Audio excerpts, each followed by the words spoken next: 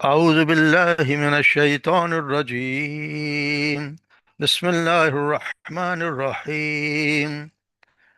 النبي أولى بالمؤمنين من أنفسهم وأزواجه أمهاتهم وأولو الأرحام بعضهم أولى ببعض في كتاب الله من المؤمنين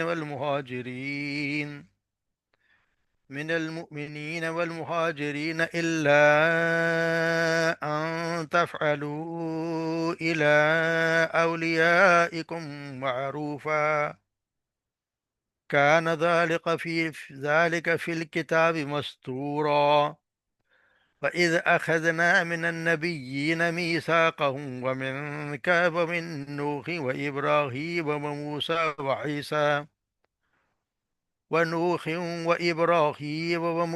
وعيسى ابن مريم وأخذنا منهم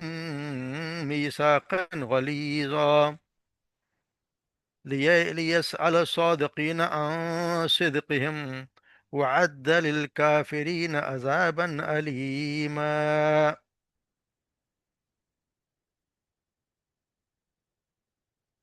النبی یعنی کہ یہ نبی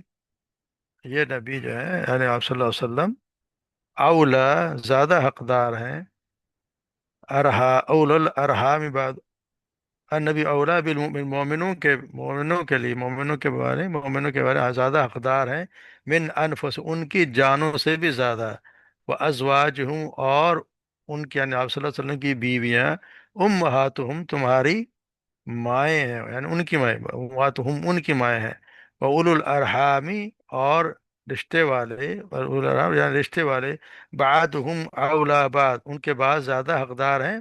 بعض کے فی کتاب اللہ کتاب کے روح سے اللہ کی کتاب کے روح سے من المؤمنین والمہاجرین مومنوں میں سے اور مہاجرین میں سے الا مگر یہ کہ ان تفعلوا کہ تم کوئی کرو الی اولیاءکم معروفہ کہ تم کوئی ایسا کام کرو ان کے لیے جو اپنے دوستوں کی طرف سے تم کرو معروف ہے کوئی نیکی یا ان کے ساتھ نیکی کا کام کرو تو وہ الگ بات ہے. وَكَانَ ذَلِكَ فِي الْكِتَابِ مَسْطُورًا اور یہ فی الکتاب کتاب میں مستورہ لکھا ہوا ہے یعنی اللہ کی کتاب میں لکھا ہوا.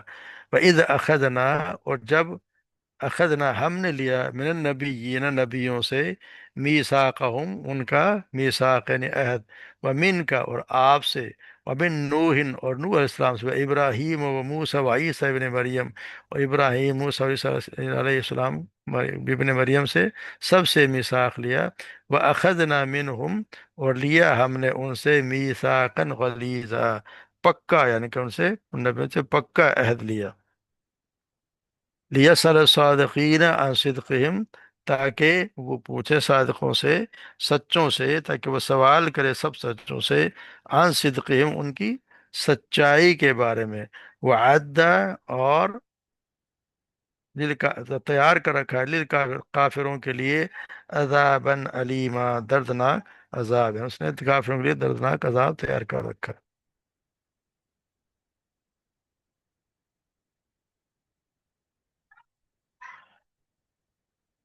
تو یہ ہم دیکھتے ہیں کہ آپ صلی اللہ علیہ وسلم کے بارے میں خاص ہمیں ہدایات دی گئی ہیں اور اس کی وجہ بھی ہے کہ جب بتا دیا گیا ہے کہ پچھلے ہم آیات میں پڑھا ہے کہ جب منہ بولے بیٹوں کو باپوں کے بارے میں بتا دیا کہ ان کے نام سے پکارنے کا حکم دیا گیا جس میں سیدنا زید کو زید بن محمد کی بجائے زید بن حارث کا نام بھی شامل تھا. تو پھر یہ ضرورت ہے کہ آپ صلی اللہ علیہ وسلم کا مسلمانوں سے کوئی تعلق اس کو واضح کر دیا جائے کہ باپ کی طرف نسبت کی تاکید کو دیکھ کر باپ کے تعلق کو آپ صلی اللہ علیہ وسلم سے تعلق سے کوئی زیادہ اہمیت نہ سمجھنے لگ جائے کیونکہ آپ سے جو تعلق ہے وہ یقینی بات ہے کہ بہت ہی زیادہ ہے. اس کی وجہ بھی یہ ہے کہ آپ صلی اللہ علیہ وسلم لوگوں کے ساتھ چونکہ ان کی اپنی ذات سے بھی زیادہ کیا جائے کہ زیادہ خواہش رکھتے ہیں ان کی ذات سے بھی زیادہ وہ خلوص ہے مخلص ہیں. انسان کے اپنے ذات بھی اتنے زیادہ مخلص نہیں جتنا آپ صلی اللہ علیہ وسلم لوگوں کے لیے مومنین کے لیے جس طرح ہم پڑھا ہے نا کہ سورہ توبہ میں نے پڑھا لقد جاءکم رسول من انفسکم عزیز علیہ وعنتم حریص یعنی یقیناً آ گیا تمہارے پاس ایک پیغمبر آئے ہیں جو تمہاری تکلیف ان کو بہت گراں ہوتی ہے. وعنتم حریص علیکم بالمؤمنین رؤوف اور وہ تمہاری بھلائی کے بہت خواہش مند ہے. مومن نہایت شفقت کرنے والے اور بہت مہربان ہیں. یعنی کہ یہ ان کی شفقت اور مہربانی کے انسان کے ماں باپ تو اس کے ان کے ساتھ جاتی کر سکتے ہیں. یعنی کہ ہو سکتا ہے کہ ماں باپ اس کے جاتی کرے ماں باپ، کیونکہ ماں باپ ایسے تو کوئی بھی ماں باپ سے زیادہ شفقت بنات میں نہیں کرتا. مگر یہاں یہ بتایا جا رہا ہے کہ یہ رشتہ ایسا ہے کہ ہر رشتے سے بڑھ کی ہے، کہ اس کے مقابلے میں کوئی کوئی نسبت کسی کے رشتے کی ہے ہی نہیں.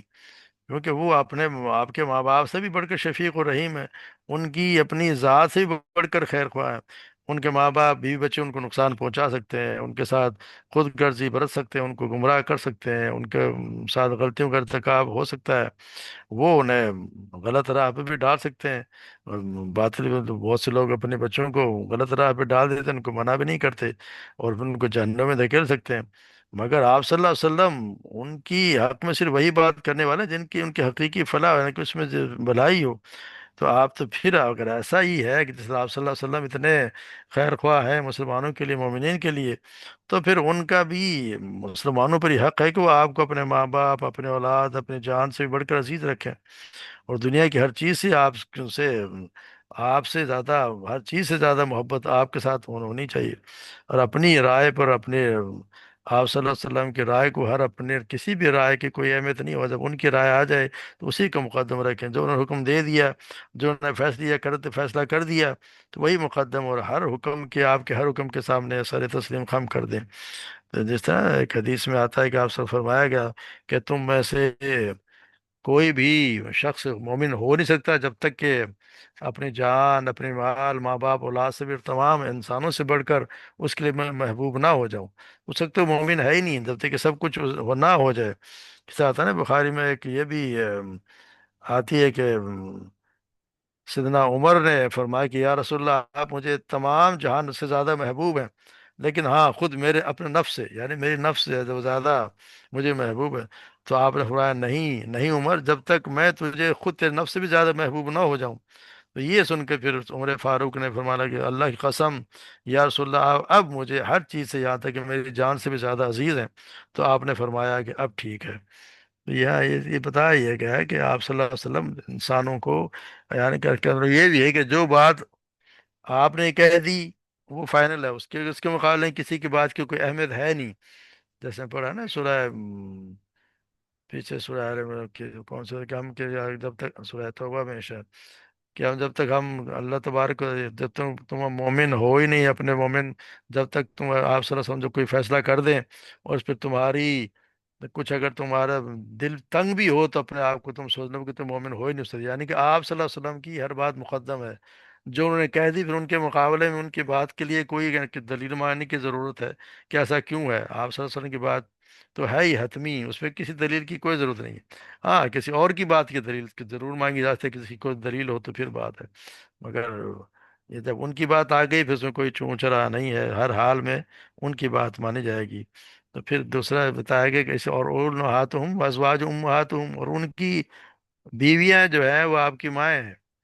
یعنی کہ ان کی مائیں اس بات پر ہے کہ ان کی عزت و احترام، اس کی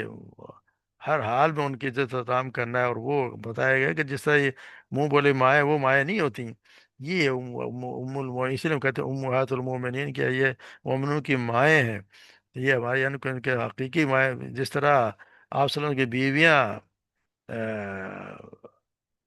اسی طرح ان کے لیے حرام ہے جس طرح ان کی حقیقی مائیں حرام ہے. اگر ماں حرام ہے تو ان کی بیویاں وہ یعنی کہ ان کے معاملہ آپ صلی اللہ علیہ وسلم کی بیویوں سے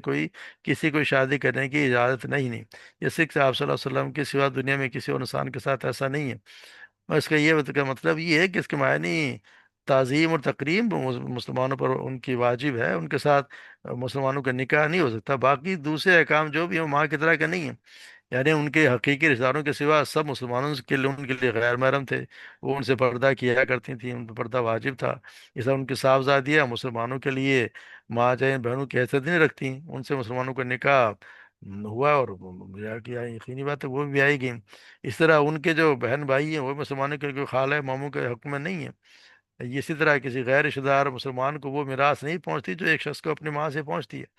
مقصد یہ کہ عزت و احترام ہر حال میں اپنی ماؤں سے، بلکہ اپنی ماؤں سے بھی زیادہ ان کا عزت و احترام کرنا چاہیے. افسوس ہم لوگوں پہ جو ازواج مطہرات کو بھی گالیاں دیتے ہیں، اور